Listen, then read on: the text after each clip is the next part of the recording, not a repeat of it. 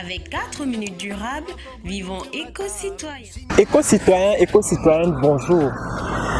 La présentation d'aujourd'hui porte sur comment mettre sur pied un bon consortium. Alors, un consortium est un groupe d'organismes responsables de la mise en œuvre d'un projet de développement soumis à un bailleur de fonds pour financement.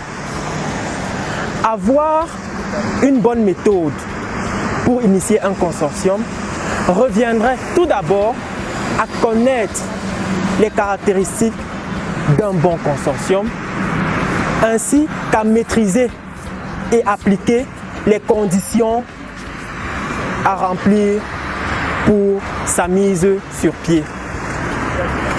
Alors, en ce qui concerne les caractéristiques d'un bon consortium, nous devons dire qu'un consortium est une collaboration équilibrée et efficace. Lorsqu'on parle d'équilibré, on fait référence à l'aspect quantitatif du consortium, c'est-à-dire au nombre d'adhérents, au nombre de participants au consortium. Il faudrait que les participants du consortium soient égaux en termes de nombre. En termes d'efficacité, on fait référence à l'aspect qualitatif du consortium, c'est-à-dire aux compétences des différents partenaires partis au consortium. Il serait judicieux de rappeler qu'un bon consortium ne peut qu'être efficace que si les partenaires sont compétents et de la maîtrise en ce qui concerne la mise en œuvre du projet à implémenter. Alors, un consortium équilibré et efficace est caractérisé par une coopération active entre les différents partenaires, une distribution équitable des rôles et des financements bien sûr, et un partage équitable des risques. Un bon consortium est également caractérisé par l'établissement des règles claires et démocratiques en amont de l'initiation du projet, à l'implication des petites et moyennes entreprises qui s'avèrent parfois indispensables pour l'établissement des règles en amont du projet. Un bon consortium de surcroît est caractérisé par un équilibre de genre quand on sait que les objectifs de développement durable promeuvent l'égalité des genres en ce qui concerne la promotion du développement durable. À cet effet, il faudrait que le consortium, c'est-à-dire l'établissement de cette collaboration, tienne en compte cet aspect qui peut parfois sembler négligeable, mais qui est très important dans la promotion des valeurs et de la culture durable. Alors, les conditions à remplir pour mettre sur pied un bon consortium. Pour mettre sur pied un bon consortium, il faut toujours se rassurer que le consortium ou le partenariat qui est établi entre les différents parties prenne en compte les objectifs du projet.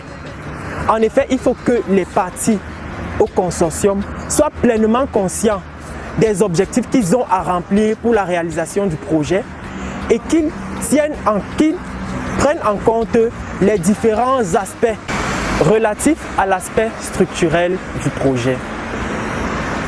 Il faudrait également que le consortium ne prenne pas inconsidérément un grand nombre de partenaires.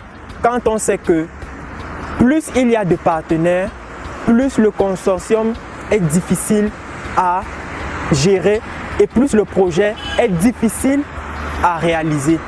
Il faudrait ainsi moins de partenaires pour optimiser les chances de réussite du projet. Également, il faudrait miser sur la qualité des partenaires à intégrer dans le consortium. Quand on sait qu'il y a beaucoup de partenaires qui sont parfois des partenaires fictifs ou des passagers clandestins, si on peut les appeler comme ça, dans la réalisation d'un projet, il faudrait sélectionner des partenaires de qualité qui sont conscients du rôle qu'ils ont à jouer dans la réalisation du projet et qui sont conscients des capacités qu'ils peuvent apporter dans la réalisation du dit projet. Et en dernier lieu, et ça c'est un aspect non négligeable, il faudrait que le coordonnateur du projet soit clairement identifié et reconnu par les bailleurs de fonds dans l'étude du projet. Car on sait que le coordonnateur du projet est celui qui porte l'idée, est celui qui fait des propositions. Il serait alors de bon ton pour les bailleurs de fonds d'avoir déjà l'idée et l'aperçu de la personne qui est identifiée ici comme porteur du projet.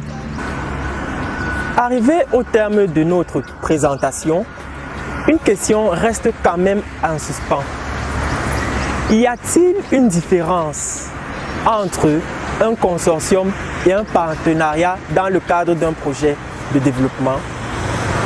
Pour plus de réponses ou pour une réponse immédiate à cette question, veuillez commenter en bas de cette vidéo et veuillez apporter des suggestions, des ajouts ou des apports relatifs à la leçon apprise aujourd'hui sur comment mettre sur pied un consortium. Alors, n'hésitez pas à partager et à liker nos pages Facebook, YouTube et surtout restez coachés sur nos vidéos. Car il faut promouvoir le développement durable ou rien. Merci. Avec 4 minutes durables, vivons éco-citoyens.